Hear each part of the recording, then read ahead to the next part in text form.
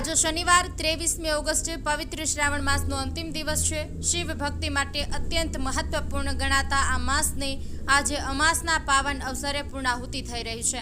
એવી માન્યતા છે કે જો કોઈ શ્રદ્ધાળુ આખા શ્રાવણ માસ દરમિયાન પૂજા ન કરી શક્યો હોય તો અમાસના દિવસે પૂજા કરવાથી તેને આખા મહિનાનું પુણ્ય ફળ પ્રાપ્ત થાય છે। આ જ શ્રદ્ધા સાથે આજે ગુજરાતભરના શિવાલયોમાં શિવ ભક્તિનો અનોખો માહોલ જોવા મળી રહ્યો છે। પીએમ મોદી 25 ઓગસ્ટે અમદાવાદ પધારી રહ્યા છે। નિકોલ વિસ્તારમાં જાહેર સભા ઉપરાંત તેઓ 1.6 કિલોમીટરનો રોડ શો પણ યોજશે। બપોરે 4 વાગે અમદાવાદ એરપોર્ટ પર આગમન થયા બાદ વડાપ્રધાન હરિદર્શન 4 રસ્તાથી ખોડલધામ ગ્રાઉન્ડ સુધી રોડ શો યોજશે। ત્યારબાદ ગ્રાઉન્ડમાં જાહેર સભાને સંબોધશે। તેમના રોડ શો અને સભામાં 1 લાખ લોકો એકત્રિત થવાનો અંદાજ છે। આ પહેલા પીએમ મોદીની મુલાકાતના કાર્યક્રમમાં 25મી ઓગસ્ટના રોજ અમદાવાદમાં ફક્ત જાહેર સભાનું જ આયોજન હતું। જો કે હવે એમાં રોડ શો ઉમેરવામાં આવ્યો છે।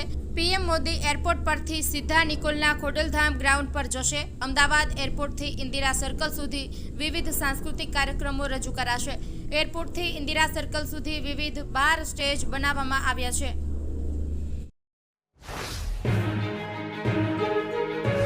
અમદાવાદ શહેરની 7th ડે સ્કૂલ પાસે થયેલી સગીરની હત્યાને લઈને વેપારીઓ અને સમગ્ર સમાજમાં ભારે રોષ ફેલાયો છે। આ ઘટનાના વિરોધમાં અને મૃતક સગીરને શ્રદ્ધાંજલિ આપવા માટે આજે જન આક્રોશ વાલી મંડળ સંઘર્ષ સમિતિ દ્વારા શ્રદ્ધાંજલિ કાર્યક્રમનું આયોજન કરવામાં આવ્યું હતું। આ કાર્યક્રમમાં નયનના પરિવારજનો સાથે મોટી સંખ્યામાં લોકો જોડાયા હતા।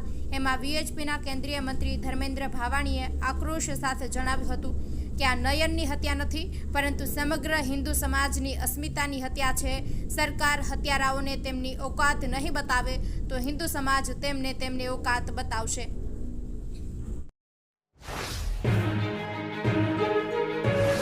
હવામાન વિભાગની આગાહી દ્વારા આગામી 7 દિવસ એટલે કે 29 ઓગસ્ટ સુધી રાજ્યમાં વરસાદની આગાહી કરવામાં આવી છે।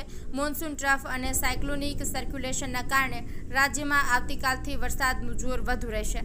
આજે સાબરકાંઠા, નવસારી, વલસાડ, દમણ અને દાદરાનગર હવેલી અતિ ભારે વરસાદની આગાહી સાથે રેડ એલર્ટ આપવામાં આવ્યું છે। 25 ઓગસ્ટના રોજ અમદાવાદમાં ભારે વરસાદની આગાહી છે। આગામી 5 દિવસ માછીમારોને દરિયો ન ખેડવા સૂચના આપવામાં આવી છે। અમદાવાદમાં આજે હળવાથી મધ્યમ વરસાદની આગાહી છે।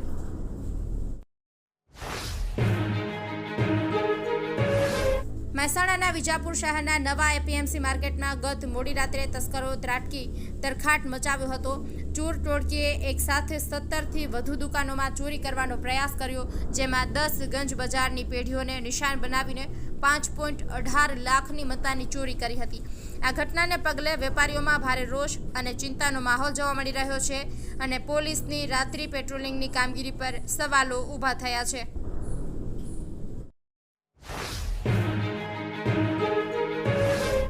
સાળંગપુર સ્થિત કષ્ટભંજન હનુમાનજી મંદિરમાં શ્રાવણ માસના અંતિમ દિવસે ભાદરવા અમાસ અને શનિવારના ત્રિવેણી સંગમે વિશેષ આયોજન કરવામાં આવ્યું છે। મંદિરમાં હનુમાનજી દાદાને 1000 કિલોથી પણ વધુ વિવિધ પ્રકારની ચોકલેટ્સથી શણગારવામાં આવ્યા હતા। દાદાના શણગારમાં ચોકલેટના કેક, ચોકલેટ બાર્સ અને કપ કેક્સનો ઉપયોગ કરવામાં આવ્યો છે। આ વિશેષ પ્રસંગે મંદિર પરિસરને રંગબેરંગી ફુગ્ગાઓથી સજાવવામાં આવ્યું હતું। ભક્તો માટે ચોકલેટ થીમ પર આધારિત વિશાળ અન્નકૂટ પણ તૈયાર કરવામાં આવ્યો હતો।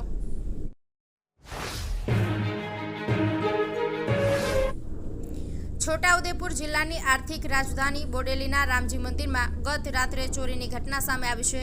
મંદિરમાં મૂકેલી 4 દાનપેટીમાં 3 દાનપેટીના તાળા તોડી ચોર શ્રાવણ મહિનાની આવક લઈને ફરાર થઈ ગયા છે। બોડેલીનું મુખ્ય ધાર્મિક સ્થળ એવા આ મંદિરમાં દરરોજ મોટી સંખ્યામાં ભાવિ ભક્તો દર્શન માટે આવે છે। શ્રાવણ મહિનો પૂરો થવાના છેલ્લા દિવસની રાત્રે આ ચોરી થઈ છે।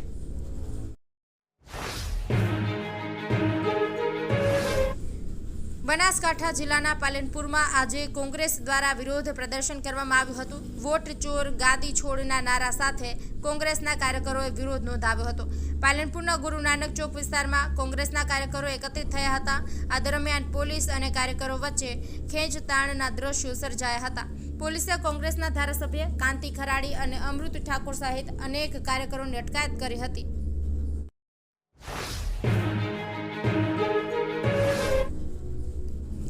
નવસારી જિલ્લામાં ગણેશ ચતુર્થીના તહેવારને ધ્યાનમાં રાખીને એલસીબીએ મોટી કામગીરી કરી છે. પોલીસે બોરિયાજ ટોલનાકા પરથી ₹61.60 લાખનો કિંમતનો વિદેશી દારૂ જપ્ત કર્યો છે.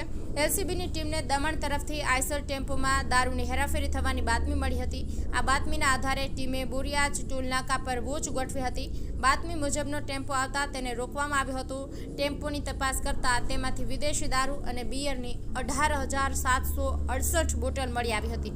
પોલીસે ટેમ્પોના ડ્રાઈવર મનીષકુમાર શુક્લાની અટકાયત કરી છે. કુલ ₹61,60,000ની કિંમતનો દારૂ અને ₹10 લાખની કિંમતનો આઈસર ટેમ્પો મળીને કુલ ₹72.3 લાખનો મુદ્દામાલ જપ્ત કરવામાં આવ્યો છે.